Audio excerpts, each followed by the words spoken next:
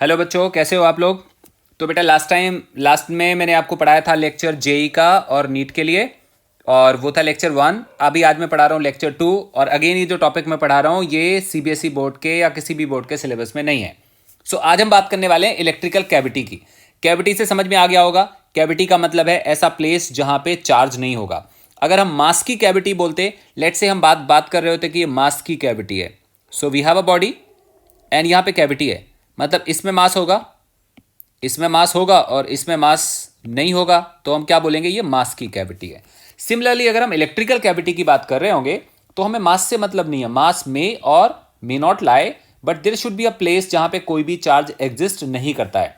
जैसे सपोज करो हमारे पास ये पर्टिकुलर जगह है, दिस द प्लेस, इसके अराउंड सब जगह चार्ज लाई करता है, बट इस वाले प्लेस में चार्ज लाई नहीं करता, तो हम इसको क्या नाम देंगे, हम इसको नाम देंगे कैविटी।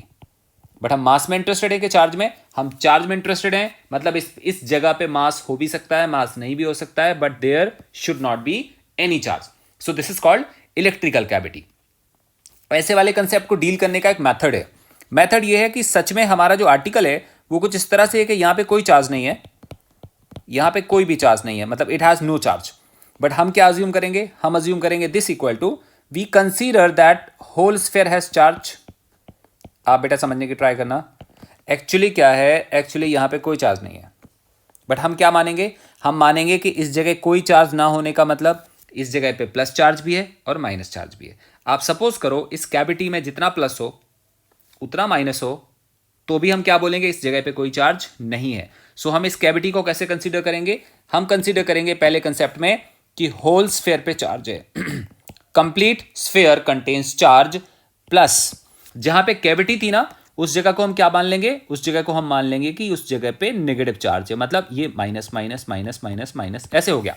अच्छा एक और चीज है, हम मान लेते हैं कि इसका रेडियस है कैपिटल आर के बराबर, this is something capital R and this is something let's say small r. ऐसे कुछ हमें वैल्यू गिवन है। तो जो ये ओरिजिनल स्फीयर हमने लिया इसको हम क्या मान रहे हैं, कैपिटल आर, और इसको हम क्या मानेंगे, स्मॉल आर।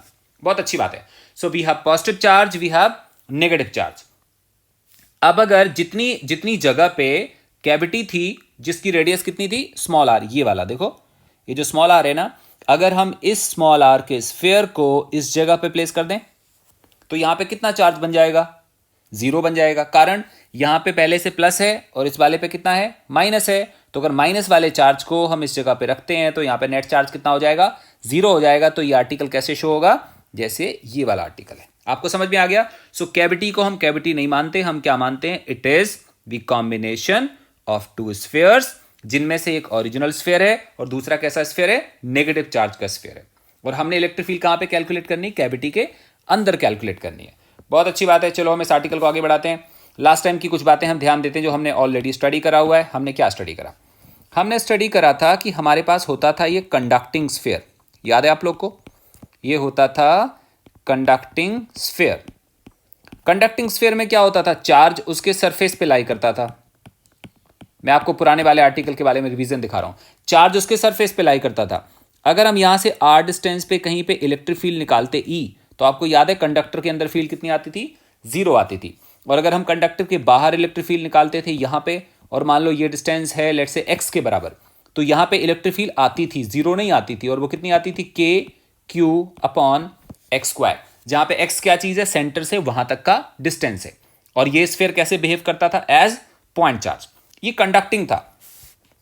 अगर हम बात करते थे नॉन कंडक्टिंग की, नॉन कंडक्टिंग के केस में क्या होता था कि चार्ज का डिस्ट्रीब्यूशन पूरे में होता था। So it has charge all around, see it has charge all around, सब जगह चार्ज है। और अगर हम इसकी वजह से कहीं आर डिस्टेंस पे इधर इलेक्ट्रिक फील्ड कैलकुलेट करते थे, याद करो कितना होता था, यहां पे इलेक्ट्रिक फील्ड की वैल्यू आती थी rho upon 3 epsilon into R. जहां पे रो का मतलब क्या था, रो का मतलब होता था वॉल्यूम चार्ज डेंसिटी, याद है। और आर क्या चीज होता था, आर होता था सेंटर से वहां तक का डिस्टेंस। हम लोगों ने यहां पे एप्सिलॉन लिया, एप्सिलॉन नॉट नहीं लिया। रीजन, क्योंकि स्फीयर के अंदर एक मीडियम होगा, वैक्यूम नहीं कंसीडर कर रहे ना, तो हम लोग इसको एप्सिलॉन नॉट कंसीडर नहीं करेंगे। क्या कंसीडर करेंगे, एप्सिलॉन कंसीडर करेंगे। सो हम लोगों ने मान लिया कि इस पर्टिकुलर स्फीयर में permittivity of medium is equal to epsilon. तो यहां पे इलेक्ट्रिक फील्ड की जो वैल्यू आएगी उसकी कुछ डायरेक्शन होगी और वो इधर को होगी। This is the direction of electric field at this place. तो हम ले अगर तो हम स्केलर फॉर्म में कैलकुलेट करते हैं तो ई की वैल्यू आती है रो अपॉन 3 एप्सिलॉन आर।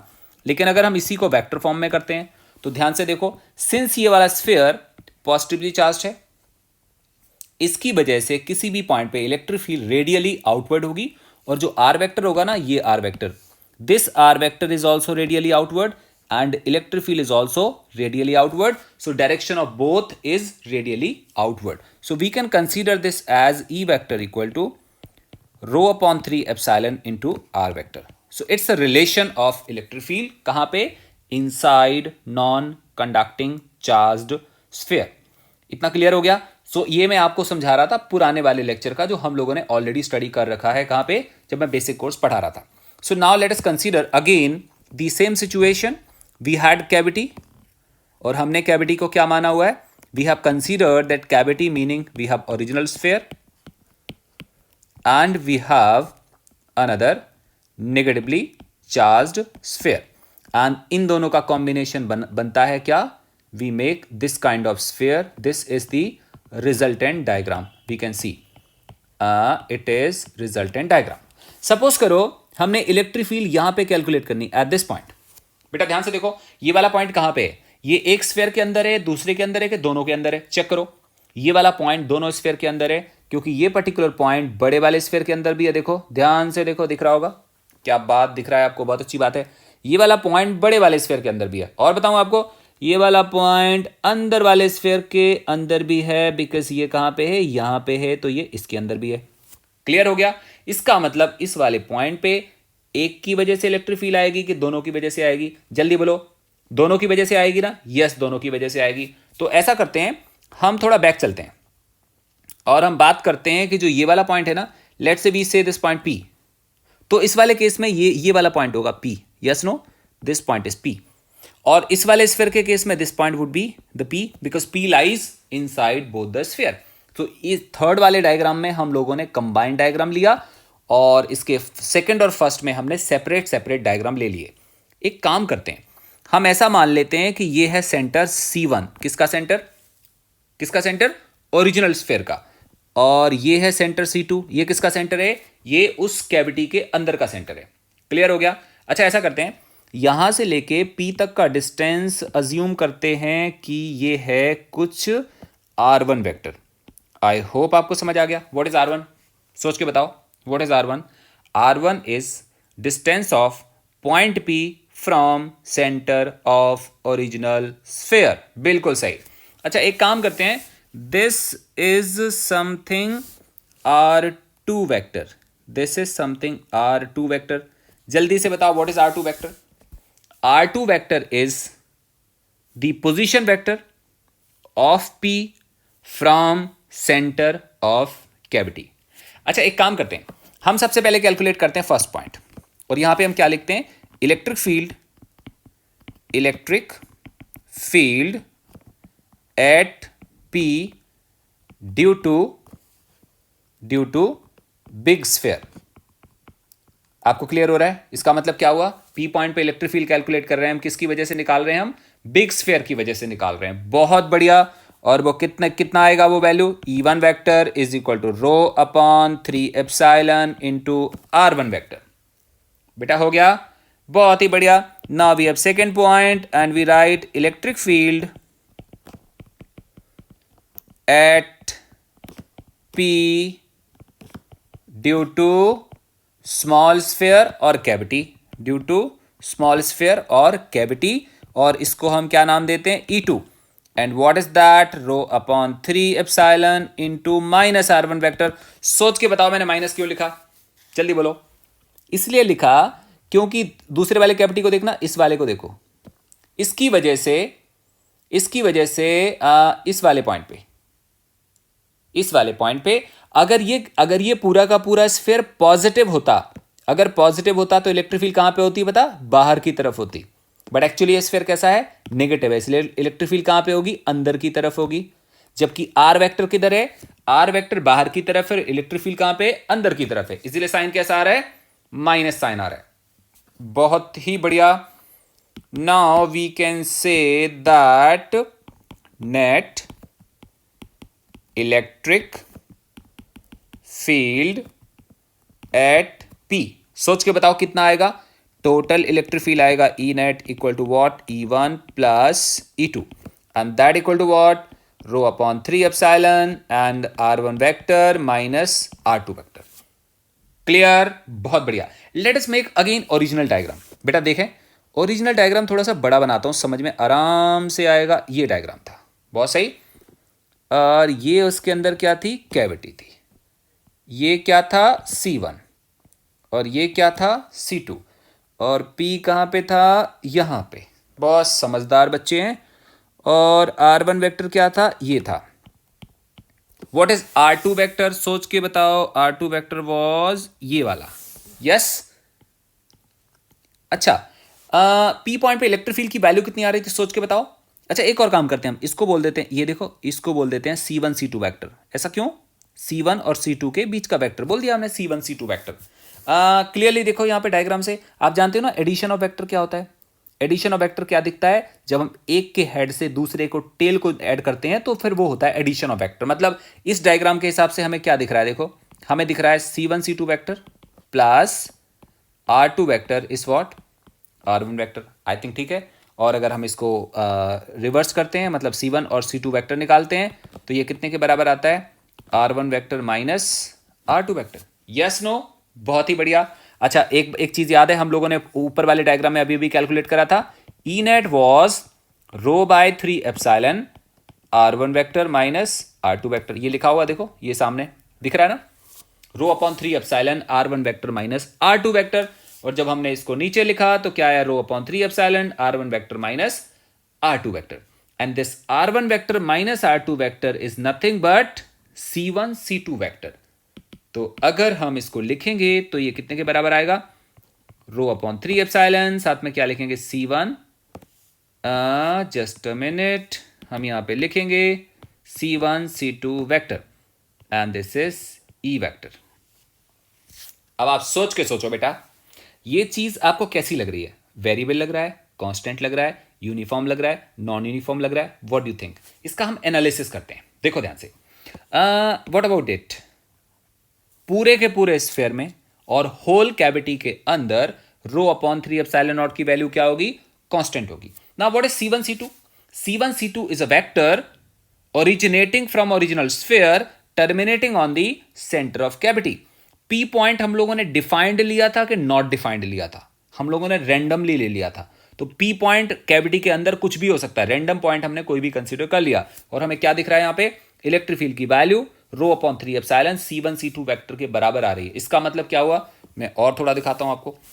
इसका मतलब हुआ कि ये हमारे पास ओरिजिनल स्फीयर, ये कैविटी. कोई हमसे बोले सर यहां पे इलेक्ट्रिक फील्ड बताओ, तो तुम क्या बोलोगे, यहां पे इलेक्ट्रिक फील्ड आएगी रो upon 3 epsilon C1 C2 vector. Got that. कोई बोले यहां पे इलेक्ट्रिक फील्ड बताओ, आप क्या बोलोगे, आप बोलोगे सर सेम ही तो होगा, यहां पे बताओ, इधर बताओ, इधर बताओ. हम कैविटी के अंदर कहीं पे भी इलेक्ट्रिक फील्ड निकालेंगे उसकी वैल्यू सेम आएगी, क्योंकि P पॉइंट हमने फिक्स्ड पॉइंट कंसीडर नहीं करा था, हम लोगों ने क्या लिया था, रैंडम पॉइंट. रैंडम पॉइंट का मतलब P यहां भी हो सकता था, P इधर भी हो सकता था, P इधर भी हो सकता था, P इधर भी हो सकता था. So P might take any position, P की पोजीशन कुछ भी हो सकती है, बट हर केस में इलेक्ट्रिक फील्ड की वैल्यू क्या आ रही थी, rho upon 3 epsilon into C1 C2 vector. That means बेटा C1 C2 की डायरेक्शन कहां पे, आपको याद है ना, ये C1 है, देखो ये C1 है और यहां कहीं C2 होगा. C1 C2 वेक्टर ये वाला होगा ना. इसका मतलब कैविटी के अंदर इलेक्ट्रिक फील्ड की डायरेक्शन C1 C2 के डायरेक्शन में होगी. दैट मीन्स व्हाट, यहां पे इलेक्ट्रिक फील्ड C1 C2 के डायरेक्शन में, यहां पे इलेक्ट्रिक फील्ड C1 C2 के डायरेक्शन में, यहां पे इलेक्ट्रिक फील्ड C1 C2 के डायरेक्शन में, C1 C2 C1 C2 C1 C2 C1 C2. Oh wow, कितने सारे C1 C2. इसका मतलब क्या बोल सकते हैं हम, इसके अंदर मैग्नीट्यूड भी सेम आएगा और डायरेक्शन भी सेम आएगी. तो हम एक नोट लिख सकते हैं. नोट क्या लिख सकते हैं हम, नोट लिख सकते हैं कि electric field inside cavity is, क्या बोलेंगे, यूनिफॉर्म अब यूनिफॉर्म का मतलब क्या हुआ? Its magnitude at each point is, क्या बोलेंगे? Same and direction is from, direction is from क्या? C1 टू C2, जहां पे C1 क्या चीज है? C1 is centre of original sphere and C2 क्या चीज है? Centre of cavity. आपको क्लियर हो गई बात? पक्का? बहुत अच्छी बात है। एक काम करते हैं, एक और क्वेश्चन देता हूं और मैं एक्सपेक्ट करता हूं कि आप लोग सॉल्व करोगे। मैं आप 1 मिनट का पॉज करेंगे हम लोग और उसके बाद फिर मैं सॉल्व कराऊंगा। तो ये एक तरह का एग्जाम्पल है। आप में इमेजिन करो कि हमारे पास एक सोप बबल था, या सोप बबल ले लो या कोई भी चीज सॉलिड ले लो। मान लो तुम कोई भी चीज मान सकते हो कि हमारे पास कोई भी सॉलिड बॉडी है ऐसे, जिस पे चार्ज है प्लस, क्लियर, और इसकी density rho. We have another sphere और ये माइनस है, क्लियर है, और इसकी डेंसिटी है माइनस रो। और सपोज करते हैं इसका रेडियस है R1 एंड इसका रेडियस है R2। अभी हम क्या करते हैं? अभी हम दोनों स्फीयर को आपस में मर्ज करते हैं। मतलब आप ये मत समझो कि आयरन के स्फीयर हैं, किसी चीज के होंगे, थोड़े से सॉलिड हैं, but they can be merged और दे कैन बी पेनिट्रेटेड। कैसे? They can be penetrated like this, कुछ ऐसे। मतलब हमने एक स्फीयर को दूसरे के अंदर मर्ज कर दिया। हमने इसकी मैकेनिकल प्रॉपर्टी में डिस्कशन नहीं करना सर, ये कैसे हो गया मुझे नहीं पता, बस ये हो गया। ऐसा हो गया कि एक स्फीयर दूसरे स्फीयर के पार्शियली ओवरलैप हो गया। तो इधर कौन सा चार्ज होगा?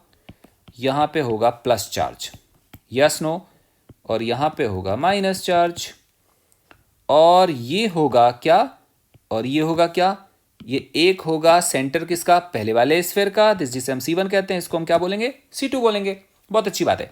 और दोनों की डेंसिटी कैसी है? सेम है। ये प्लस रो, लेफ्ट वाला प्लस रो और राइट वाला क्या बोलेंगे हम? Minus rho. So plus rho and minus rho. अब देखो, समबडी सेज के बताओ यहां पे कितनी इलेक्ट्रिक फील्ड होगी? ये मैंने सिमेट्रिक पॉइंट नहीं लिया, मैंने रैंडम सा पॉइंट ले लिया, एनी रैंडम पॉइंट। यहां पे कितनी इलेक्ट्रिक फील्ड होगी? इसको भी मैं P मान लूं जैसा पहले लिया था, P। अच्छा, this point fortunately lies inside left sphere as well as right sphere. ये लेफ्ट स्फीयर के अंदर लाई कर रहा है ना, इसलिए इस वाले पॉइंट पे जो इलेक्ट्रिक फील्ड आएगी वो आएगी ऐसे। यस और नो? इसको हम क्या बोलेंगे? E1। और एक काम करते हैं, यहां से यहां तक वाला जो वेक्टर है ना, उसको हम बोल देते हैं R1 वेक्टर। सही रहेगा। So what is that? E1 is row upon 3 epsilon into R1 vector. पहले समझो, क्योंकि P पॉइंट स्फीयर के अंदर लाई करता है और स्फीयर के अंदर इलेक्ट्रिक फील्ड का फॉर्मूला रो अपॉन 3 एप्सिलॉन इंटू R होता है, इसलिए बेटा हमने E1 वेक्टर निकाल दिया, रो upon 3 epsilon into R1 vector. समझ में आया कि नहीं आया? बहुत अच्छी बात है, आ गया, गुड। एक और चीज है, जो ये P पॉइंट है वो राइट वाले स्फीयर के अंदर भी तो है, लेकिन राइट वाले स्फीयर पे पॉजिटिव चार्ज है कि नेगेटिव चार्ज है? नेगेटिव चार्ज है। तो उस वाले पॉइंट पे इलेक्ट्रिक फील्ड कहां पे आएगी? सेंटर की तरफ आएगी, और उसको हम क्या बोलेंगे? उसको हम बोलेंगे E2। सही है ना? और इस वाले वेक्टर को बोल देते हैं R2। अच्छा, R2 की डायरेक्शन होगी सेंटर से बाहर की तरफ और E2 होगा उसके उल्टे साइड। तो अगर हम बात करते हैं electric field at P due to second sphere, तो वो आएगा E2 rho upon 3 epsilon minus R2 vector.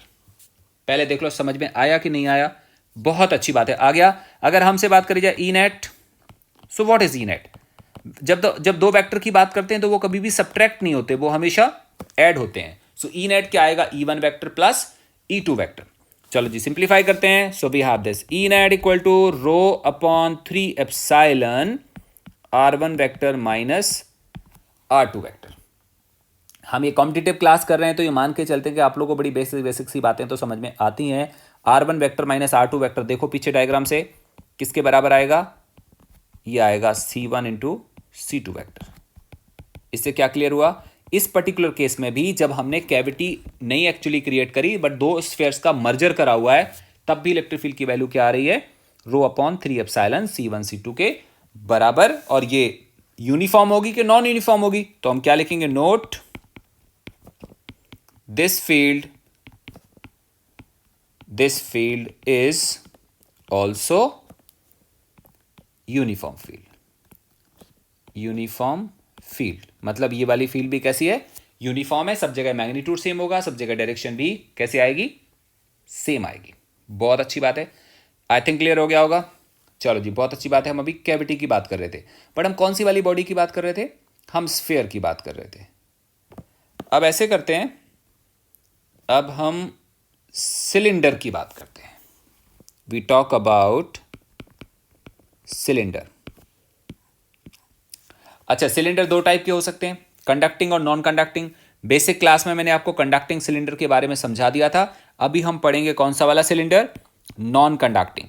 इसके बारे में मैंने उस वाले क्लास में कुछ भी नहीं बताया था आपको, तो हम इस क्लास में पढ़ने वाले हैं। तो आप इमेजिन करो कि हमारे पास नॉन कंडक्टिंग सिलेंडर है, ऐसे बड़ा सा सिलेंडर है, ये ऐसे सिलेंडर है, सही है, और ये ऐसे कुछ है, ऐसे कुछ है, और इस पे चार्ज है ऐसे कुछ प्लस प्लस प्लस, मतलब long cylinder we have considered, बड़ा सा सिलेंडर है, और we have this plus plus charge, और ये सिलेंडर की अपनी एक्सिस है,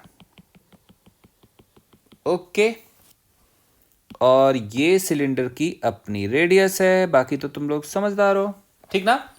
अच्छा, किसी ने आपसे बोला कि एक बात बताओ कि यहाँ पे कितनी फील्ड होगी, यहाँ पे, तो तुम दिमाग लगाओगे, तुम बोलोगे सर ऐसे तो हम निकाल नहीं पाएंगे, लेकिन हाँ हम गॉसियन सरफेस बना सकते हैं। याद है गॉस लॉ कि भूल गया, यस, हम गॉसियन सरफेस बनाएंगे। तो अगर हमें इस वाले पॉइंट पे इलेक्ट्रिक फील्ड कैलकुलेट करनी होगी तो हम गॉसियन सरफेस बनाएंगे, सिमेट्रिक। तो सिलेंडर के अंदर क्या बनेगा, छोटा सा सिलेंडर, ए छोटू सिलेंडर बन गया इसके अंदर, देखो ये बन गया, ये बन गया, क्लियर है। और यहां से यहां तक का डिस्टेंस क्या होगा, आर तो नहीं होगा, कम से कम क्या होगा, एक्स होगा, जहां पे एक्स कैसा होगा, आर से छोटा होगा, क्लियर, गुड। अब हम क्या करेंगे, यहां पे इलेक्ट्रिक फील्ड निकालनी होगी, तो एक चीज आप अच्छे से जानते हैं ना कि यहां पे फील्ड इधर इधर, मतलब इन शॉर्ट बोला जाए तो इस पूरे में सब जगह फील्ड कैसी आएगी, सेम आएगी। इस पूरे में कैसे आएगी, सेम आएगी, मतलब हर जगह कैसे आएगी फील्ड, सेम आएगी, जिसको हम क्या बोलेंगे, यूनिफॉर्म आएगी। अब ये निकालने के लिए हम क्या करते थे, हम गॉस लॉ अप्लाई करते थे। तो गॉस लॉ अप्लाई करेंगे तो हम लोग क्या करेंगे, E dot D A, yes no, E dot D A equal to क्या बोलेंगे हम, क्यू इन अपॉन क्या आएगा, एप्सिलॉन। या तो अगर तो वैक्यूम होता तो एप्सिलॉन नॉट होता, मीडियम है तो क्या लिखेंगे बेटा, एप्सिलॉन लिखेंगे। बहुत अच्छी बात है। अब क्या करें, अब हम एक चीज देखेंगे ध्यान से कि इस वाले पॉइंट पे इलेक्ट्रिक फील्ड कहां पे होगी, बाहर को। और अगर हम इस वाले पॉइंट का छोटा सा एरिया वेक्टर कंसीडर कर लें, वो भी कहां पे होगा, वो भी आएगा बाहर को। दोनों के बीच में एंगल 0 डिग्री। ये केवल इस वाले पॉइंट के लिए वैलिड होगा कि हर पॉइंट के लिए होगा, हर पॉइंट के लिए होगा। देखो यहां की बात करें, यहां पे फील्ड कहां पे होगी, बाहर को, यस ना, और एरिया वेक्टर भी किधर होगा, बाहर को। So at each point on small cylinder, E vector and D A vector are parallel to each other, so angle made by both कितना होगा, 0 होगा। तो हम इसको सिंप्लीफाई कर सकते हैं, हम क्या लिख सकते हैं, E D A cos 0 is equal to क्या लिखेंगे, क्यू एन कितना लिखेंगे हम, क्यू एन लिखेंगे हम rho into volume, yes no, upon epsilon. क्योंकि रो का मतलब होता है चार्ज पर यूनिट वॉल्यूम, तो चार्ज क्या होगा, rho into volume, and this is equal to rho into volume. Volume क्या लिखोगे तुम, कौन सा वाला वॉल्यूम लिखोगे, सिलेंडर का।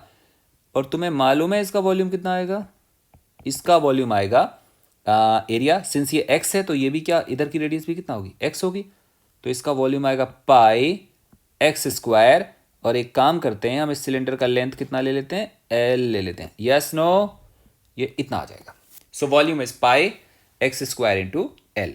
सो we have rho into pi x square into l upon rho. क्या ये बात समझ में आ रही है, बहुत ही बढ़िया। अच्छा, सब जगह ई की वैल्यू सेम आएगी कि डिफरेंट डिफरेंट आएगी, ई की वैल्यू सब जगह सेम आएगी, मतलब यहाँ पे इधर इधर, मतलब इस पूरे के पूरे सिलेंडर के सरफेस के हर पॉइंट पे ई की वैल्यू सेम होगी। सेम को बोलते हैं कांस्टेंट, वो इंटीग्रेशन से आएगा बाहर, सही जवाब। और इक्वल टू कितना होगा, रो pi x square by epsilon, है ना, एप्सिलॉन नॉट नहीं लिखते, एप्सिलॉन। आई बिलीव क्लियर है। अच्छा, डीए का मतलब क्या हुआ, डीए का मतलब हुआ, तुम बोलोगे सर डीए का मतलब हुआ छोटा एरिया, छोटा, small small small small small small small, ये सारे के सारे डीए डीए डीए। डीए का इंटीग्रेशन क्या आएगा, ए का मतलब ए का मतलब सिलेंडर का पूरा सरफेस एरिया, और सिलेंडर का पूरा सरफेस एरिया कितना होगा? सिलेंडर का पूरा सरफेस एरिया होगा 2πx इंटू एल। क्लियर है ना? 2πx इंटू एल होगा, तो हम इसको यहीं पे लिख सकते हैं, और हम क्या लिखेंगे? E into 2πxl equal to rho pi x square upon epsilon, है ना?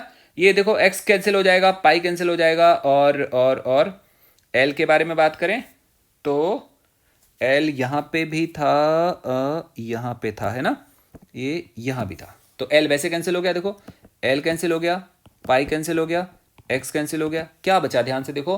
तो हमें सॉल्व करने के बाद पता चल रहा है कि P पॉइंट पे सिलेंडर के अंदर इलेक्ट्रिक फील्ड आ रही है EP equal to that rho upon 2 epsilon into x. इतने के बराबर इलेक्ट्रिक फील्ड आ रही है जब हम इसके अंदर कैलकुलेट करते हैं। अच्छा ध्यान से देखें, ये वाली इलेक्ट्रिक फील्ड का नेचर और स्फीयर के अंदर इलेक्ट्रिक फील्ड आने का नेचर बिल्कुल सेम है। मतलब मैं दोबारा दिखा देता हूँ, ये हमारे पास स्फीयर था जो हमने अभी देखा था, दिस इज प्लस चार्ज, इसके सेंटर से x दूरी पे अगर हम इलेक्ट्रिक फील्ड निकालते थे तो आती थी rho upon 3 epsilon into x, और सिलेंडर में कितनी आ रही है? रो अपॉन ये 3 आती थी, वो 2 आ रही है। तो अगर हम दोनों के लिए ग्राफ प्लॉट करें तो ग्राफ लगभग सेम आएगा, लेकिन ये ग्राफ कहाँ तक वैलिड होगा? जैसे ये वाला फॉर्मूला है, ये कहाँ तक वैलिड है? ये स्फीयर के सरफेस तक वैलिड है। और ये वाला फॉर्मूला कहाँ तक वैलिड है? ये भी सिलेंडर के सरफेस तक के लिए वैलिड है। ये फॉर्मूला कहाँ से शुरू होता है? सिलेंडर के एक्सिस से शुरू होता है और कहाँ तक जाएगा? सरफेस तक। और ये वाला फॉर्मूला कहाँ से शुरू होता है? सेंटर से कहाँ तक जाएगा? सरफेस तक जाएगा। एक बात ध्यान से देखो, ये एक तरह का स्ट्रेट लाइन का इक्वेशन आएगा, y equal to m into x. ऐसे ये y equal to m into x. ध्यान से देखें, ये वाला स्लोप ज़्यादा है और ये वाला स्लोप कम है। अगर हम इन दोनों ग्राफ को एक साथ प्लॉट करें इस वाले एक्सिस पे, तो हमें दिखाई देगा कि एक ग्राफ को, ये अब आपसे बोले कि दो ग्राफ हमारे पास आ रहे हैं, तो आप कह सकते हो सर ये दो जो ग्राफ आ रहे हैं ये किसके लिए होंगे? मतलब अगर ये r के बराबर डिस्टेंस होगा ऐसा हम मान लेते हैं, और इसको हम बोल देते हैं x और इसको बोल देते हैं e। ये किसके किसके बीच में आया? e और x के बीच में। बट स्ट्रेट लाइन कहाँ तक आ रहा है? r डिस्टेंस तक आ रहा है। और कोई हमसे बोले कि कौन सा ग्राफ किसके लिए होगा? अच्छा, इस ग्राफ को भी हम r तक शो करेंगे तो इसको भी हम एक्सटेंड करेंगे इसी लेवल तक, नहीं अदरवाइज तो फिर समझ में नहीं आएगा। मतलब इसको भी हमने कहाँ तक एक्सटेंड कर दिया? r डिस्टेंस तक। तो एक का स्लोप कम है और एक का स्लोप ज़्यादा है। मैंने अभी अभी आपको बताया था जिसका स्लोप ज़्यादा होगा, ये ज़्यादा है, वो कौन होगा? वो सिलेंडर होगा। जिसका स्लोप कम होगा वो स्फीयर होगा। तो अगर हम यहाँ पे बात करें तो हम कह सकते हैं ये किसके लिए है? ये स्फीयर के लिए है। और ये किसके लिए है? ये सिलेंडर। बट ये कौन सी वाली बॉडी है? कंडक्टिंग है कि नॉन कंडक्टिंग है? अगर कंडक्टिंग होती तो सारा चार्ज कहाँ पे लाई करता? सरफेस पे लाई करता। ये नॉन कंडक्टिंग है तो चार्ज कहाँ पे लाई करेगा? यूनिफॉर्मली पूरे में डिस्ट्रीब्यूटेड होगा। इसके हिसाब से हमारे पास दो ग्राफ मिलेंगे। ये हम कहाँ की बात कर रहे थे? ये हम बात कर रहे थे इनसाइड की। कहाँ पे? इनसाइड। चाहे हम सिलेंडर की बात कर रहे हो या फिर हम स्फीयर की बात कर रहे हो। अगर हम आउटसाइड की बात करते हैं, सी आउटसाइड की बात कर रहे थे अगर हम, तो स्फीयर के केस में मान लो ये स्फीयर है, इस पे पूरे पे चार्ज है बेटा, और अगर हम इसके सेंटर से बाहर की बात कर रहे हैं यहाँ पे, तो आपको याद होगा ना E प्रोपोर्शनल 1/x स्क्वायर आता है। सिमिलरली अगर हम सिलेंडर के बाहर की बात कर रहे होते हैं तो सिलेंडर आउटसाइड पॉइंट के लिए कैसे बिहेव करता है? As line charge. कहने का मतलब अगर हम सिलेंडर को बाहर से देखेंगे तो हमें क्या लगेगा? हमें लगेगा लंबा सा एक लाइन जा रही है। तो अगर हम यहाँ पे इलेक्ट्रिक फील्ड कैलकुलेट करते हैं, लेट्स से डिस्टेंस x है, तो यहाँ पे इलेक्ट्रिक फील्ड की वैल्यू आती है lambda upon 2πε0 x, same as line charge. जहाँ पे लेमडा का मतलब क्या होगा? लेमडा का मतलब होगा total charge upon total length. तो अगर हम इस वाले केस में देखते हैं, इस वाले केस में तो हमें पता चलता है E प्रोपोर्शनल 1/x स्क्वायर, और अगर इस वाले केस में देखते हैं तो हमें क्या पता चलता है? E proportional 1/x। ध्यान से देखो, दोनों केसेस में डिस्टेंस के साथ इलेक्ट्रिक फील्ड बढ़ रही कि कम हो रही है? दोनों केसेस में इलेक्ट्रिक फील्ड डिस्टेंस के साथ कम हो रही है। बट एक चीज ध्यान से देखो, इस वाले केस में बहुत जल्दी से कम हो रही है। जल्दी से कम होने का मतलब, अगर मान लो x की वैल्यू, इस वाले केस में अगर x की वैल्यू x से 2x हो जाए, x से 2x होगा तो इलेक्ट्रिक फील्ड 1/4 हो जाएगी। और इस वाले केस में अगर x से 2x हो जाए तो इलेक्ट्रिक फील्ड कितनी होगी? हाफ होगी। मतलब इस वाले केस में इलेक्ट्रिक फील्ड के फॉल होने का नेचर बहुत फास्ट है, और उस वाले केस में फॉल होने का नेचर कैसा है? स्लो है। तो अगर हम दोनों ग्राफ यहाँ पे प्लॉट करें, हम ऐसे प्लॉट कर रहे हो कि ये x है और ये e है, बट ध्यान दो ये वाले फॉर्मूले कहाँ के लिए वैलिड है, अंदर के लिए कि बाहर के लिए? ये बाहर के लिए वैलिड है, और बाहर का मतलब क्या हो गया, लेट्स से ये r हो गया, ठीक है। तो अगर हम मान के चलें कि दोनों, हम ऐसा मान के चलें कि सिलेंडर और स्फीयर दोनों के केस में सरफेस पे सेम इलेक्ट्रिक फील्ड थी, ये कहाँ की इलेक्ट्रिक फील्ड है, सरफेस की, क्योंकि डिस्टेंस कितना आ रहा है, r आ रहा है। तो अगर हम देखें तो ये वाले केस में भी ई एक्स के साथ कम हो रहा है और यहाँ भी ई एक्स के साथ कम हो रहा है, बट ये धीरे धीरे कम होगा, ये वाला धीरे धीरे कम होगा, बट ये फास्ट कम होगा। तो अगर हम दोनों ग्राफ प्लॉट करें तो एक ग्राफ तो ऐसे आएगा तो दूसरा ग्राफ ऐसे आएगा। कोई तुमसे पूछे कौन सा वाला ग्राफ किसके लिए है तो तुम क्या बोलोगे, ये वाला किसके लिए धीरे धीरे फॉल हो रहा है, तो ये किसके लिए है, ये सिलेंडर के लिए है। अंदर की बात करें कि बाहर की बात करें, आउटसाइड की बात करें, ये किसके लिए होगा, ये स्फीयर के लिए होगा। अगर हम ओवरऑल बनाएं, ओवरऑल बनाने का मतलब वी हैव दिस स्फीयर और यहाँ पे चार्ज है और ये डिस्टेंस एनी एक्स, एक्स तो कुछ भी हो सकता है ना, x can be inside can be outside, और कोई हमसे बोले इसका ग्राफ प्लॉट करो, या एक काम करते हैं हम दोनों का एक साथ प्लॉट करते हैं। ये सिलेंडर है, अगेन सिलेंडर में पूरे में चार्ज है, मतलब चार्ज कुछ ऐसे है, देखो पूरे में डिस्ट्रीब्यूटेड है यूनिफॉर्मली, ऐसे ऐसे कुछ है, बेटा को समझ में आ रहा होगा। और अगर हम बात कर रहे हैं at any x, x can be R से छोटा और कैन बी आर से बड़ा, अगर हम दोनों को मिला के ग्राफ प्लॉट करें तो ग्राफ कैसे आएगा, आपको याद होगा बेटा हम जब बात कर रहे थे इनसाइड की तो ग्राफ आ रहा था एक का ऐसे और दूसरे का कैसे आ रहा था, दूसरे का ऐसे आ रहा था, क्लियर है ना आपको।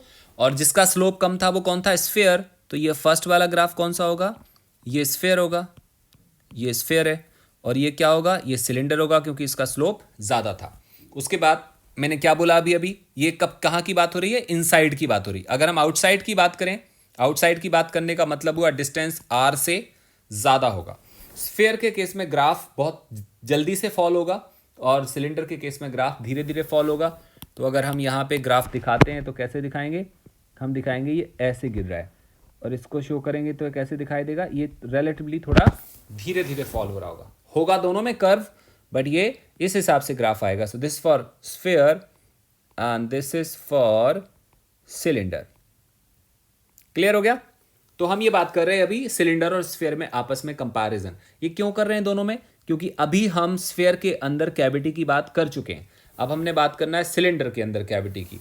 तो अगर हम बात कर रहे हैं अब सिलेंड्रिकल कैविटी, सिलेंड्रिकल कैविटी, अभी तक हमने सिलेंडर के अंदर इलेक्ट्रिक फील्ड को सॉल्व करा, अब हम कैविटी की बात करें। कैविटी कैसी होगी देखने में, हमारे पास एक ऐसे बड़ा सा सिलेंडर होगा ऐसे कुछ, और इस पे ना चार्ज होगा, और इसके अंदर एक कैविटी होगी ऐसे कुछ, this kind of cavity lies inside cylinder, अंदर ऐसे, और पूरे में चार्ज दिया हुआ है प्लस प्लस, ऐसे चार्ज गिवन है, आई होप क्लियर है, ऐसे चार्ज गिवन है पूरे में, वेरी गुड। अच्छा अब ध्यान से देखें तो वी कैन शो कि ये वाली ना ये सिलेंडर की एक्सिस होगी,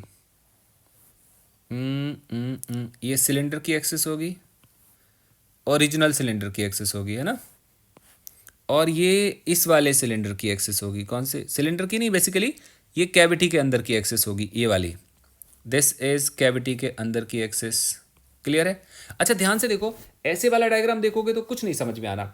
अच्छा एक और चीज़ है, कैविटी के अंदर तो कोई चार्ज है नहीं ना, तो हम एक काम करते हैं, इसको हम सबसे पहले रब करते हैं, मैंने यहाँ भी चार्ज दिखा दिया, तो हमें क्या करना पड़ेगा, कैविटी को खाली करना पड़ेगा। हम क्या शो करेंगे, कैविटी, कैविटी का मतलब कैविटी मतलब there is no charge at all, है ना, मतलब यहाँ पे कोई चार्ज नहीं है, तो ये बन गई हमारी कैविटी, दिस इज कैविटी, में प्रॉपर ज्वाइन कर देते हैं, ये कैविटी बन गई, इसके अंदर कोई चार्ज नहीं है, और हमने कैलकुलेट करना है कैविटी में कितनी क्या होगी, इलेक्ट्रिक फील्ड होगी, है ना।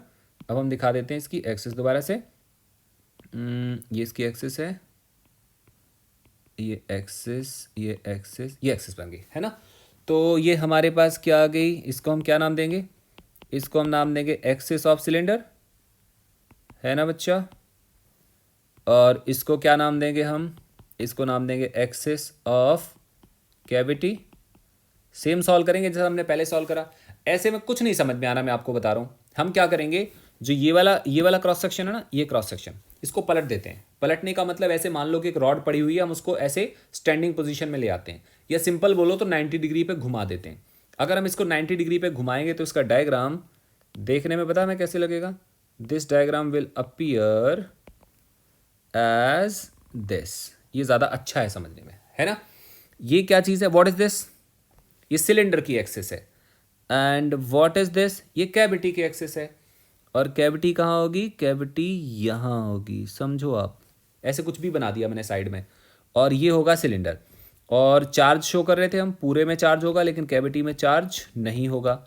ध्यान दो, ये स्फेयर नहीं है, ये हमने सिलेंडर को टर्न कर दिया, हमें पूरा सिलेंडर नहीं दिखाई दे रहा है। सिलेंडर का क्या दिख रहा है? क्रॉस सेक्शन दिख रहा है। और सपोज करो ये पॉइंट है पी। कौन सा पॉइंट है ये? दिस इज पॉइंट, इधर दिखा देते हैं पी। हो गया? अच्छा, ये इसको हम बोल देते हैं C1 और इसको बोलते हैं C2। क्या इतना क्लियर है? अच्छा, अब हम एक काम करते हैं, हम यहाँ से ज्वाइन कराते हैं ये वाला, ये। अच्छा, अब हम इसको क्या मानते हैं? सेम सेम काम करेंगे ना जैसा हमने पहले करा था। पहले कैसे करा था हमने ऐसे करा था कि this is equal to whole cylinder, ऐसे बोलेंगे ना। हम क्या मानेंगे? पूरे सिलेंडर पे मान लेते हैं ओवरऑल में पॉजिटिव है, प्लस जितनी जगह में कैविटी है वहाँ पे क्या हो गया? माइनस हो गया। तो अगर हमने कैविटी को नेगेटिव मान लिया और इस सिलेंडर को पॉजिटिव मान लिया, तो अगर इस कैविटी को सिलेंडर पे रख देंगे तो वहाँ टोटल चार्ज कितना हो जाएगा? टोटल चार्ज हो जाएगा 0। मतलब this diagram and combination of these two diagrams का मतलब सेम ही हुआ ना? इसका मतलब सेम हुआ। सपोज करो कि हमने पी पे निकालनी है बेटा, पी पे हमने फील्ड निकालनी है। पी मतलब यहाँ पे निकालनी है हमने फील्ड, यहाँ पे इस जगह पे फील्ड निकालनी है। इस जगह का क्या मतलब हुआ? इस जगह का मतलब हुआ कि वो P ओरिजिनल सिलेंडर के अंदर भी लाई करेगा, ए यहाँ लाई करेगा, समवेयर यहाँ लाई करेगा। ऐसे शो कर सकते हैं हम कि वो यहाँ लाई करेगा, P ओरिजिनल सिलेंडर के अंदर लाई करेगा। और वो कहाँ पे होगा? वो C1 से कुछ दूर होगा। तो अगर हम इसको मान रहे हैं कि ये P है, तो P पे फर्स्ट वाले सिलेंडर की वजह से इलेक्ट्रिक फील्ड आएगी। ये बेटा डिस्टेंस हम मान लेते हैं R1 वेक्टर, ध्यान रखना। What is R1 vector? R1 vector is position vector of P from C1। तो अगर कोई हमसे बोले कि P पे इलेक्ट्रिक फील्ड आएगी फर्स्ट सिलेंडर की वजह से, या हम ऐसे कह सकते हैं field at P due two cylinder, कितना आएगा? सिलेंडर तक का पोजीशन वेक्टर कितना है? R1 है ना? तो कितने के बराबर आएगा? हम यहां लिख देते हैं। क्या लिखेंगे हम लिखेंगे E1 equal to rho upon 2 epsilon. अभी हमने सिलेंडर की बात करी थी तो रो लिया था, तो हम क्या बोलेंगे? R1 vector. बेटा समझ आया? दोबारा देखो इसको। इसका क्या मतलब है? इसका मतलब है R1 पोजीशन वेक्टर किसका है? सिलेंडर से P तक का है। तो सिलेंडर की वजह से P पॉइंट पे इलेक्ट्रिक फील्ड कितनी आएगी? जो हमने पीछे लिखा उतने के बराबर। अब ध्यान से दोबारा देखो, ये P पॉइंट कैविटी के अंदर भी तो है। इसका मतलब P पॉइंट यहां भी होगा ना, कैविटी के अंदर भी का मतलब हुआ P पॉइंट इधर भी होगा, इधर। दिस इज ऑल्सो P ना, ये भी P है। और इसका सेंटर क्या है? C2 है। अच्छा, एक काम करते हैं, यहां से लेके यहां तक का पोजीशन वेक्टर कुछ होगा ना, इसको हम क्या बोलते हैं? इसको हम बोलते हैं R2। अब ध्यान से देखो, R2 किधर को है? R2 है कैविटी के सेंटर से बाहर की तरफ। किधर है बेटा? R2 है कैविटी के सेंटर से बाहर की तरफ। लेकिन कैविटी पे चार्ज कैसा माना हमने? माइनस। तो इलेक्ट्रिक फील्ड किधर होगी? बाहर की तरफ कि अंदर की तरफ? अंदर की तरफ का मतलब क्या हुआ? R2 वेक्टर के ऑपोजिट डायरेक्शन में होगा। तो हम क्या लिख सकते हैं? हम लिख सकते हैं फील्ड, यहां पे लिखेंगे फील्ड फील्ड एट P, किसकी वजह से? Due to cavity, is equal to क्या आएगा? E2 that equal to rho upon 2 epsilon. R2 के डायरेक्शन में नहीं आएगा, बट R2 से कहाँ पे आएगा? ऑपोजिट में आएगा। तो अभी हम क्या बोल सकते हैं? Net field at P equal to कितना लिखेंगे हम? E1 vector plus E2 vector, and that equal to rho upon 2 epsilon. क्या लिख रहे होंगे हम? ध्यान से देखो, R1 vector minus R2 vector. अब हम एक काम करते हैं, दोबारा देखें बेटा, फिर से डायग्राम बना देता हूँ मैं, ज़्यादा अच्छा होगा। ये ओरिजिनल सिलेंडर, और ये कैविटी और ये C1 और ये C2 और ये P और ये R1 वेक्टर और ये R2 वेक्टर और ये क्या है, ये है C1 C2। तो रिलेशन क्या आएगा, रिलेशन आएगा, देखो ध्यान से, आपको दिख रहा होगा, वेक्टर तो समझ में आता है ना, C1 C2 vector, C1 C2 vector plus R2 vector is equal to R1 vector, मतलब C1 C2 vector is equal to क्या लिखेंगे हम, R1 minus R2 vector. I think इतना क्लियर हो गया आपको। तो बेटा R1 माइनस ऊपर देखो कितना आ रहा है, ऊपर आ रहा है R1 minus R2 vector, and R1 minus R2 vector किसके बराबर है, C1 C2 के बराबर है। तो हम क्या क्या लिख सकते हैं फाइनली, हम लिख सकते हैं फील्ड एट P, P कहाँ पे है, inside cavity is EP is equal to, या E वेक्टर इक्वल टू क्या बोलेंगे हम, रो बाय 2 एप्साइलन इंटू क्या आएगा साथ में, C1 C2। इसका मतलब P नोन पॉइंट था कि कोई भी रैंडम पॉइंट था, कोई भी रैंडम पॉइंट था, और कोई भी रैंडम पॉइंट पे फील्ड की वैल्यू क्या P पे डिपेंड कर रही है, P पे बिल्कुल डिपेंड नहीं कर रही, C1 C2 पे डिपेंड कर रही है। ऐसी फील्ड को क्या बोलेंगे हम, यूनिफॉर्म फील्ड बोलेंगे। तो हम नोट लिख लेते हैं, क्या बोलेंगे हम, field inside cavity is same at each point, its direction is from C1 to C2। ये हमारे पास कैविटी आ गई। तो ये कौन सी वाली कैविटी थी बेटा, ये थी सिलेंड्रिकल कैविटी। इसके पहले हमने कौन सी कैविटी पढ़ी, इसके पहले हमने पढ़ी spherical cavity. So we have studied both kind of cavity. तो आपके कॉम्पिटिटिव एग्जाम में अगर क्वेश्चन आएंगे तो इन्हीं दो तरह की कैविटी पे बेस्ड आएंगे, या तो स्फेरिकल कैविटी होगी या सिलेंड्रिकल कैविटी होगी। तो इसके बारे में हमने आज स्टडी करा। So thank you so much बच्चा, अच्छे से पढ़ाई करना। ये सारे के सारे टॉपिक जो मैं अभी पढ़ा रहा हूँ ये प्योरली कॉम्पिटिटिव एग्जाम के लिए है, बेसिक एग्जाम के लिए वाले टॉपिक नहीं है। सो बाय बाय बच्चों।